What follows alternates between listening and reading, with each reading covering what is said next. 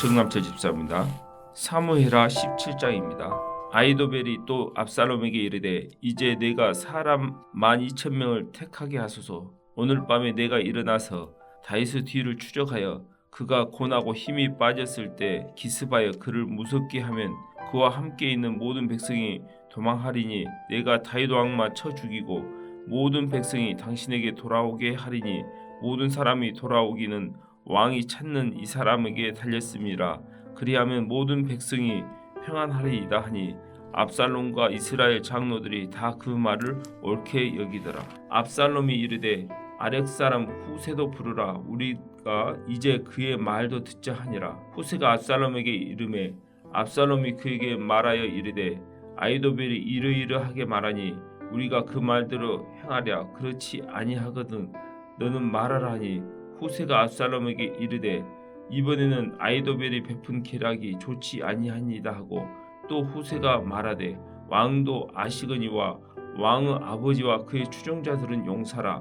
그들은 들에 있는 곰이 새끼를 뺏긴 것 같이 격분하였고 왕의 붙이는 전쟁에 익숙한 사람인즉 백성과 함께 자지 아니하고 지금 그가 어느 굴에나 어느 곳에 숨어 있으리니 홍 무리 중에 몇이 더 먼저 엎드려지면 그 소문을 듣는 자가 말하기를 압살롬을 따르는 자 가운데서 패함을 당하였다 할지라. 비록 그가 사자 같은 마음을 가진 용사의 아들일지라도 낙심하리니 이는 이스라엘 무리가 왕의 아버지는 영웅이요 그의 추종자들도 용사인 줄 아미이다. 나는 이렇게 계략을 세웠나이다. 온 이스라엘을 단부터 브에세바까지 바닷가의 많은 모래같이 당신께로 모으고 친히 전장에 나가시고 우리가 그 만날 만한 곳에서 그를 기습하기를 이슬이 땅에 내림같이 우리가 그 위에 덮여 그와 함께 있는 모든 사람을 하나도 남겨두지 아니할 것이요. 또 만일 그가 어느 성에 들어 있으면 온 이스라엘의 밧줄을 가져다가 그 성을 강으로 끌어들여서 그곳에 작은 돌 하나도 보이지 아니하게 할 것이니라 하매 압살롬과 온 이스라엘 사람들이 이르되 아렉 사람 후세의 계략은 아히도벨의 계략보다 낫다 하니 이는 여호와께서 압살롬에게 화를 내리라 하사 아히도벨의 좋은 계략을 물리치라고 명령하셨음이더라.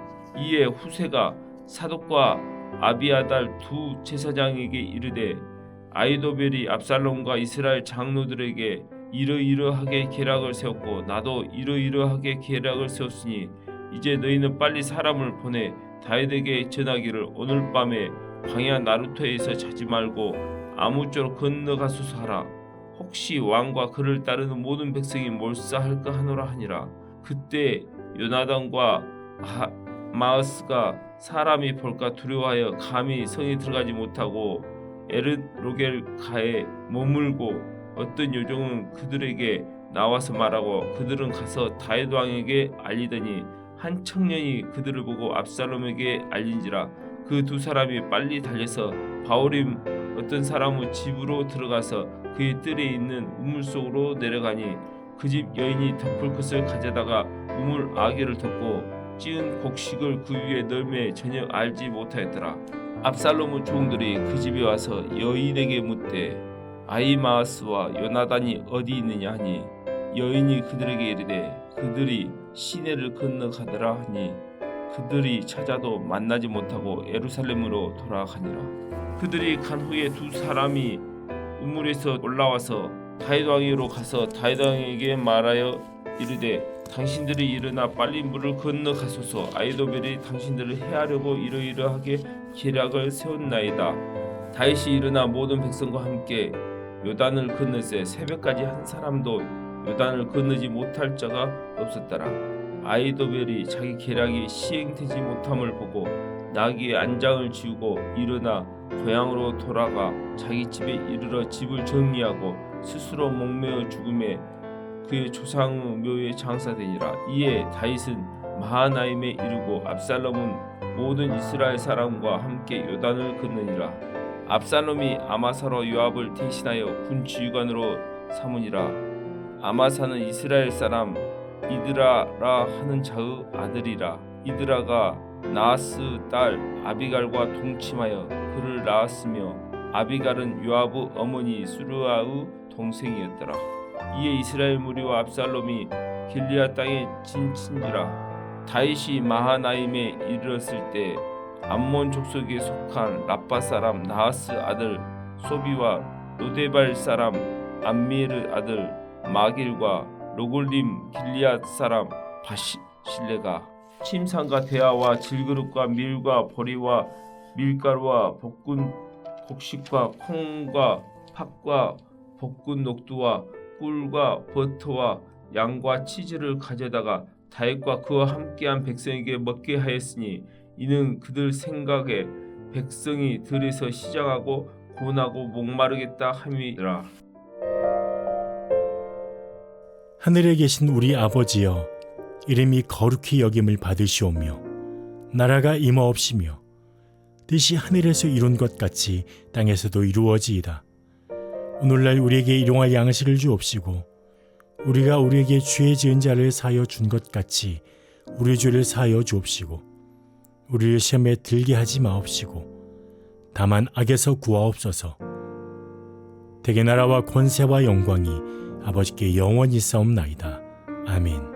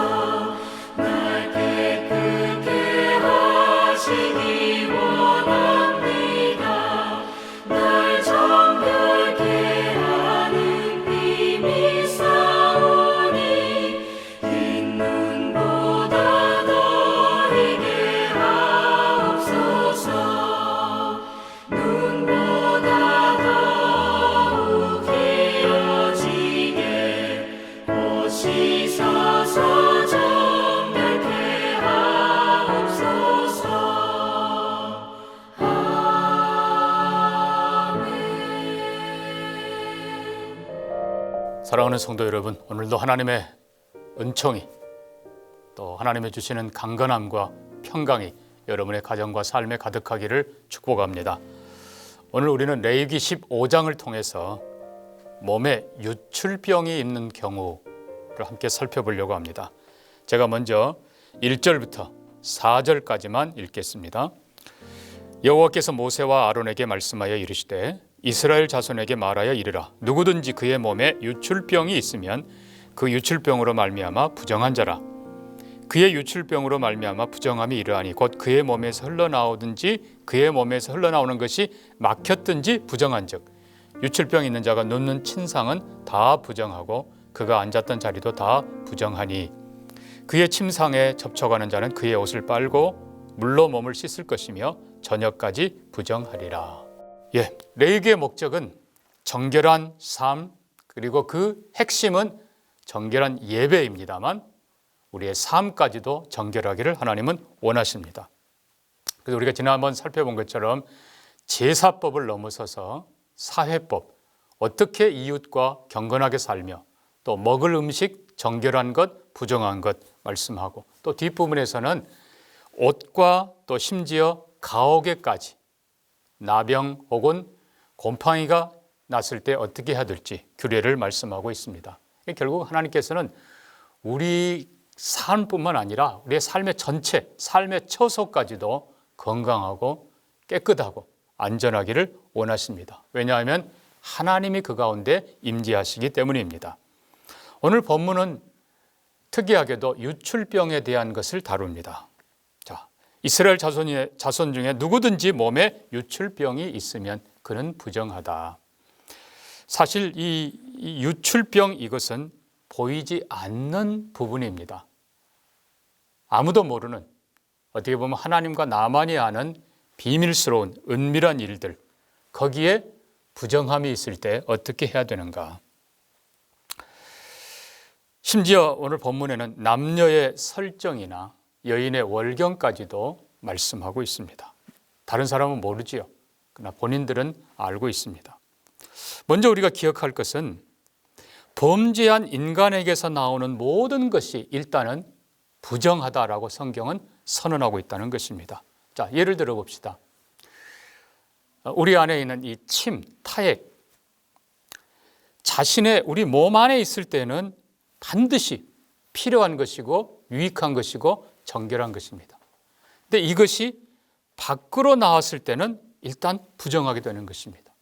침을 뱉는 것도 부정한 일인데 하물며 상대방의 얼굴에 침을 뱉었다. 이것은 가장 큰 모욕 중에 하나가 되는 것입니다.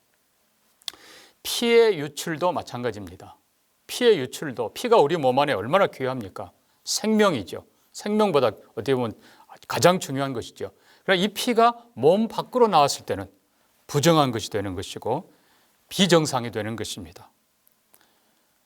설정도 같은 의미입니다. 남자의 정액, 이 모든 것들 다 실은 생명의 요소입니다. 부부 가운데 정상적이고 행복한 삶의 요소입니다. 그러나 이것이 몸 밖으로 나올 때는 역시 부정하다라고 성경은 선언하고 있다는 것입니다. 먼저 우리는 유출병의 원인이 뭔가, 본문에는 잘 나와 있지 않지만 대부분 학자들은 두 가지로 얘기합니다.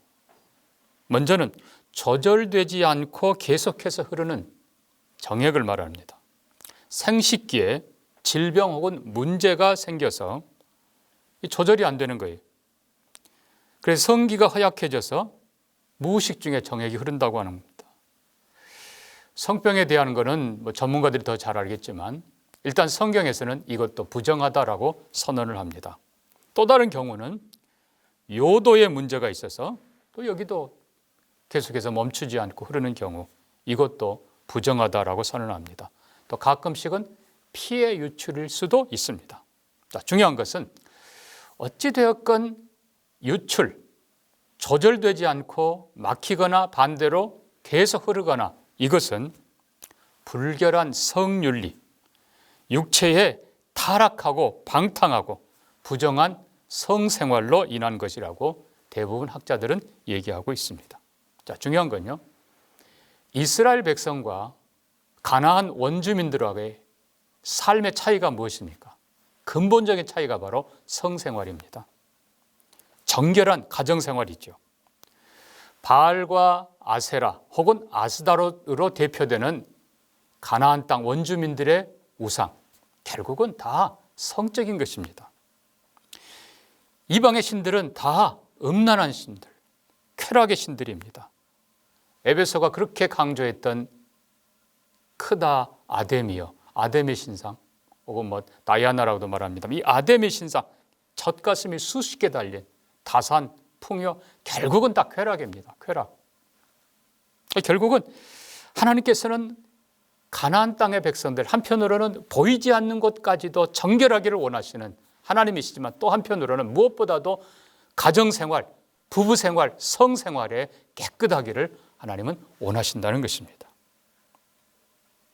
그래서 하나님께서는 경건한 삶을 살기를 원하시고 가정에서 경건한 자녀를 낳고 기르기를 원하십니다. 말라기 2장 15절 말씀대로 하나님은 영이 여럿일지라도 오직 하나를 짓지 않으셨느냐?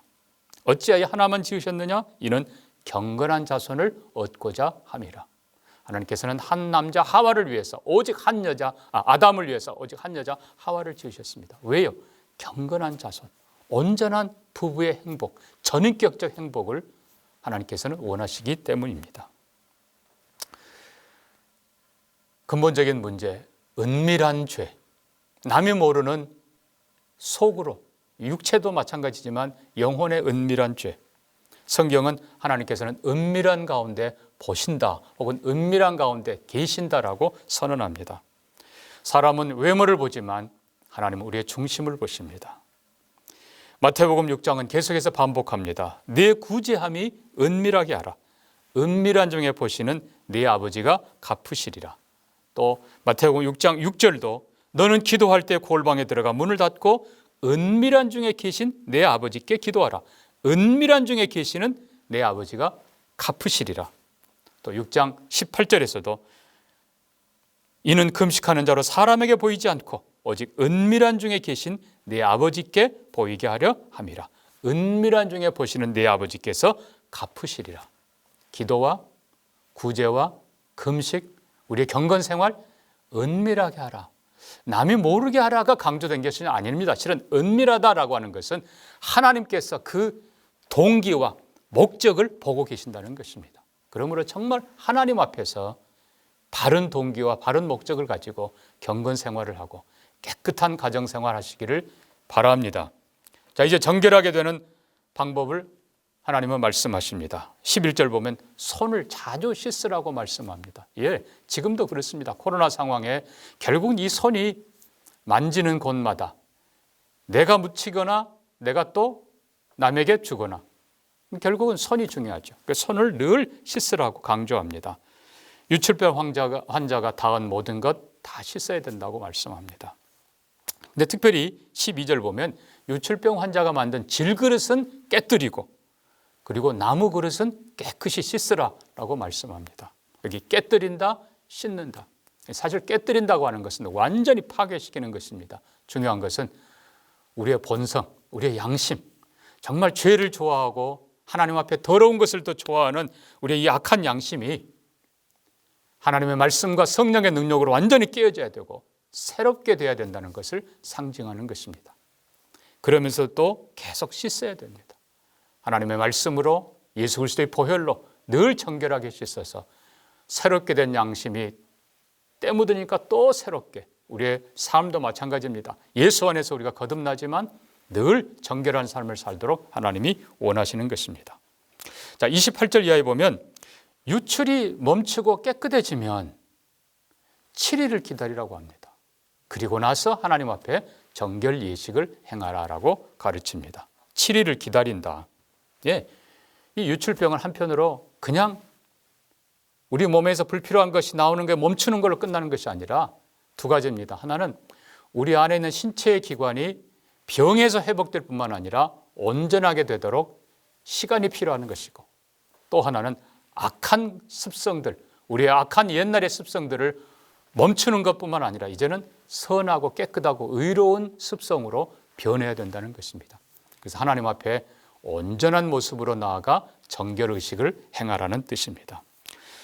왜 이렇게 합니까? 31절입니다. 너희는 이와 같이 이스라엘 자손이 그들의 부정에서 떠나게 하여 그들 가운데 있는 내 성막을 그들이 더럽히고 그들이 부정한 중에서 죽지 않도록 할지니라. 거룩한 하나님은 이스라엘 백성 한가운데 하나님의 처소 성막을 세우시고 그들과 함께 거하기를 원하십니다. 이스라엘 백성들이 겉으로 드러난 삶뿐만 아니라 보이지 않는 가정에서의 삶도 혹은 남에게 보이지 않는 은밀한 모든 부분도 정결하기를 원하십니다. 결국 부정하면 죄의 값은 사망입니다. 부정한 가운데 죽으면 하나님께도 영광이 되지 않고 자신들도 불행하게 되는 것입니다.